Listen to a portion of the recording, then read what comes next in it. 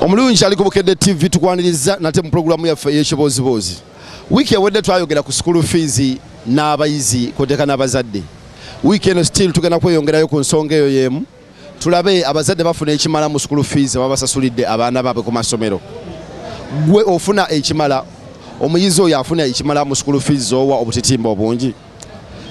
Essaawa zino buli muntu ali mu kayisanya anoonya fees mwana kudda ku ssomero. Njagala ntambuleko mu kibuga Kampala nga nsanga abantu ab'enjawulo tunyume nabo mu kibozibozi kyaffe ekyaleero. Nze teacher Kawuki kansooke ngabe wano osanga tunaafunayo omukisa. Kamira saba manyo kuzifuna ngeno bokola. Nze wampita Diego kasi. Diego oli musambi wa mupiira nga wewe tumanya. Omupiira ngusamba. Saagenda wala nnyo. Wagusamba paka mu primary. Nagusamba ko mu primary, post primary. Ne post primary wasamba. Nasamba ko bulungi. Wasambiranga mu timu ki? Nasambiranga mu Idudi FC. Idudi? Eriyo obusoga. Mwagisuula wallahi. Sivyo twagisuula yagenda ko ne mu super. Ne mu super. Mu super nga okyalimu obanga. Awo nali nkyali muto. Awali okyali muto. Nalinga musamba. Ne bitambula bita family bali. Ebito family nungi. Omwana gyali? Mwana yatandise okusoma. Wali asoma. Tuli mu kwogera ku nsonga za school fees. School fees mu kibuga Kampala. School fees ye. Buli muzadde akaba school fees. Naye obutitimbe bw'ensimbi tuwa ku masomero. Naddala ffe abatandikirwako abasomesa abaana mu masomero ga private. Abaana bano bafuna ekimala mu school fees tuwaayo. Okusinziira ku mbeera eriwo mu Uganda kati. Tosobola kunenya ku school fees aliwo kati kubanga ne bala abagereka school fees nabo banoonya kubeerawo ebintu kati bya buseere buli kimu. Ogenda n'otunulira essomero naye ng'okuyimirizawo essomero nakyo si kyangu. Kali ku school fees oyo nze ŋŋamba tambule naye nga bw'ali. Abasobola batambule naye. Buli muntu ateeka omwana w'asobola. Buli muntu ateeka omwana w'asobola. Ebintu si byangu buli wamu. Neyanziza Kasimu Diego webale nnyo webale ddala okumpa endowoozayo. Bitambula bitya? Ebintu bitambulira ddala fiti. Njagala kwogera ku nsonga ya school fees ennaku zino ey'abazadde. Ensonga ya school fees bannange ekyakutta akati naye tulwanya omusimbi gutuwaayo mwingi ku masomero guno abayizi baffe bafuna ekimala. Omusimbi gwo tuguwaayo naye abawaayo ogw'omugaso era abazizi bafunira ddala ekintu ekibamala kubanga era abaana tubalaba luli baana badde tebayogera ku Luzungu naye katulaba obwana obuto bwogera ku Luzungu tubuguliza mu Luzungu twogera nabo mu Luzungu tubonga nabo mu Luzungu. Abogera nabo n'obwana Oluzungu mugenda obukola ki obuwabya bulowooza nti okwogera Oluzungu kyekimala n'atayiga ate bintu birala. Anti era omwana okwogera Oluzungu olwo aba alugye ku ssomero tasobola kwogera Luzungu ng'ate naawe weebale nnyo. Kitegeeza fees tusasulayo zimala bulungi zikola ekyetaagisa kye twagala. Bitambula bulungi? Bitambula bulungi era ono wabangawo omusajja gwe bayita Adena abadde tannajja naye ng'abeera nnyo nnyo bangamba Adena azoganya kiro. Bitambula bitya papa? Bitambula bubi nnyo. Olwaleero wenda kuzonna? Olwaleero olwokka tekiyitiridde kubanga sinawo empita bino byebategese baali bitegekedde eri. Ensonga za leero tuziveeko naffe zatwaliddemu singa twatuuse dda. Ni mu kwogera ku nsonga za school fees. Fees ze tuwaayo empitirivu ku masomero. Abayizi baffe oba abaana baffe bafuna ekimala ekijjamu ssente ze tuwaayo. Ekimala essente ze tuwaayo ssente zo zitumenya kubanga abaana bwe twasomeranga ng'omwana abeera mu P2 ebintu by'omubuuza nga bya P7 abitegeera. Naye kaakati omubuuzi bya P7 ng'ali mu P2 ali mu P7 nomuuze bya P2 amubuuze bya P2 nga twali kyategeera n'ekimu. Abaana bonna baasiriwala dda. Abaana be basobya oba basomesa bafa abazadde bateeka mu masomero amabi. Gavumenti sirabasi yagikyusa dda. Ebintu bye twasomanga mu P2 kati ate tubisanga mu secondary. Kaakati tukyalina bye tukola. Sente ze tuwaayo zimala ddala n'akatono. Tetuzifunamu ate nga nnyingi ate nga tusoma bubi. Nze bakuyita mukulu wange. Bampita mukulu Ziwa Christopher. Kati Ziwa twalikoze eki gavumenti oba ekola ekyo baffe omuntu wabulijjo tukole tutya? Gavumenti ekyuse mu sirabasi ebintu ebikakkanye tusome ebintu ebya P1 nga ddala bya P1 n'ebya 7 obusomesa bya P2 nga bya P2 ate nga tabimanyi. Tetulina bye tukolera ddala tukyadde. Ziwa neyanzige kati ogende tutambuleko mu bannakampala abalungi abatambula mu kibuga. Ogamba otya? Gyendese. Oyagala nkuleke nga sikubuuzizzaako ondabikira okuba nti okyalina muyizi osomerawa? Mbadde nakendeezaamu ku misomo olw'okuba nti olw'obusobozi. Kati okola ki? Ndi musituzi wa bintu mu migugu. Wano ku dduuka? wano ku dduuka nzize nga nsuubula bya kasitoma wange nga ali eyo Congo. Bakasitoma bakwesigana bagagenda osuubulira ebintu. Yes sebo. Kati n'omusuubira n'omuweereza. Obala okuba omwesiga okuweereza ssente nga mmeka? Asobola okuweereza miliyoni nga 5, 10. Otamubba? Kisoboka. Kisoboka okumubba? Kisoboka naye kati tubeesiga naffe olw'okuba ndi nno naye akuteekamu obwesigwe n'omukolera omulimu gwe mu bulungi. N'ofunako abakuwalira ne chance eramuza nga gweramuliza oba oyawuddeko naye notabba ate bubbi n'osigaza enkolagana naye. Osobola okubba naye ate tobba kinene nnyo kisukkiridde. Kyonoona. Njagala kwogera ku nsonga za school fees. Bwe mwasomeranga oba ebiseera bino fees zetuwaayo omwana afuna mu kyateekeddwa okufuna okusinziira ku fees zetuwa masomero.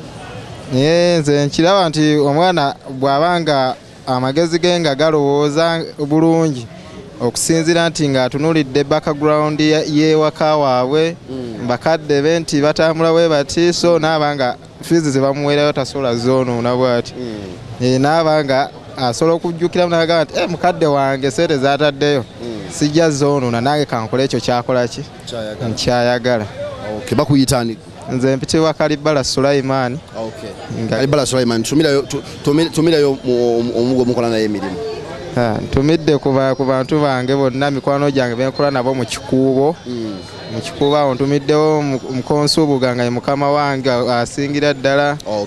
Naye ntumirawo ku Riziki. Neyanziza webale nnyo bali ddala naffe katuyongereyo kubanga tutambula mu kibuga Kampala mpola. Tuli mu kwogera ku nsonga ya school fees bannayuganda. Ennaku zino ensangi zino amasomero gagwereka omusimbi nga muyitirivu ddala. Abantu ne beebuuza nti fees zetuwa zino empitirivu ziyamba teziyamba. Ki ekiro Dwight waali bulungi. Dwight mwafuna ssente omusajja kati member wa parliament tokibangamba temukyagambwako. Andi era twale ku ssaawa kalu twakanoonyeza ku ssaawa. Akabonero kaali ssaawa. Yagindetera kuva gya Maika. Eno yagindetera oliko maddi okunimba wallahi. Bobi Wine yakuleetera essaawa. Essaawa yagindetera kubanga bonna baganda be yabagamba essaawa ya Dwight. Kubanga nze musajja we gwasinga okumatira tomanyi nga yanyimba ne mukayimba kalimu. Dwight kutubo wakolera. Togambire kujja nivamu akendeeza obukamwe. Togambire kujja nivamu ekibuga kya. Amadi oli otya? Jende sebo. Bakuyitaani? Mpirirwe Hadija ndi mukwogera ku nsonga za school fees zetuwa ku masomero mukwano. Oza school fees no zetuwa mu masomero abaana bafuna kye bagwanidde okubanga bafuna oba tebakifuna mu ssente? Abaana okufuna bafuna. Naye waliwo abatafuna byetaagisa byonna mulundi gumu lwa nsonga eri emu. Nti ennaku zino abakazi bwe tufuna embuto omusajja amanyi akufunisiza olubuto ebya switi nga biggwawo. Bw'ozaala omwana abawo okubanga ali mu lubuto mpaka kumuzaala mpaka okusoma kwonna. Kati kizibu omukazi okuwa omwana buli kimu ne biggwayo mulundi gumu. Abaana tebafuna bitaagisibwa bikuggwayo mu budde olw'ensonga nti abazadde abakyala babaliko bokka. Abazadde abaami bo tebakyefiirayo. Abakazi tuli kuzimba bizimbe tupoota tusindika wirubaalo osanga olimba opoota gwe. Nze napootako na kati ndi musizi wa langi lwa nsonga y'abaana. Oli musizi wa langi? Ku bizimbe? Iye. Muno mu Kampala? Iye. Ng'oli mukazi w'amaanyi. Tebakyayagala kusomesa abaana abasajja obuvunaanyizibwa tebabwagala. Wakiri akuleka muzigo n'agenda n'akulekera abaana. N'atambula n'agenda n'awasa ewala. Naye kyayeewala buvunaanyizibwa. Abasajja bane bagambeko. Begambire tunula mu kamera begambire. Ndigamba ku basajja abatuzaalamu nga tebaagala kusomesa abaana kulabira mbuto ze batuwa na kulabira abaana babazaala mu ffe. Ne babusuula banne balekeraawo. Omuntu amanya nti omwana wa munno omwagadde n'omuyita sweet abeere sweet mpaka last. Si kuyita sweet myezi 3 n'ofuna olubuto n'amala neyeekyangira. Yeekyangira ku bbanga ky'owo. Nkugambye si wange nzekka ye kasi akizuula nti akuwadde olubuto ng'atambulamu kyo nga kiwedde teyagala kumanya neyanziza. Lwaki gwe togaana ng'omanya ajja kwekyanga? Abakulimbye abasajja batulimbalimba sijja kulimba teri mukazi gwe batalimbalimba ne balekerawo tulimbalimba ne bagana okuwera abaana kuba bali abaana abato tebaba tebamanyi.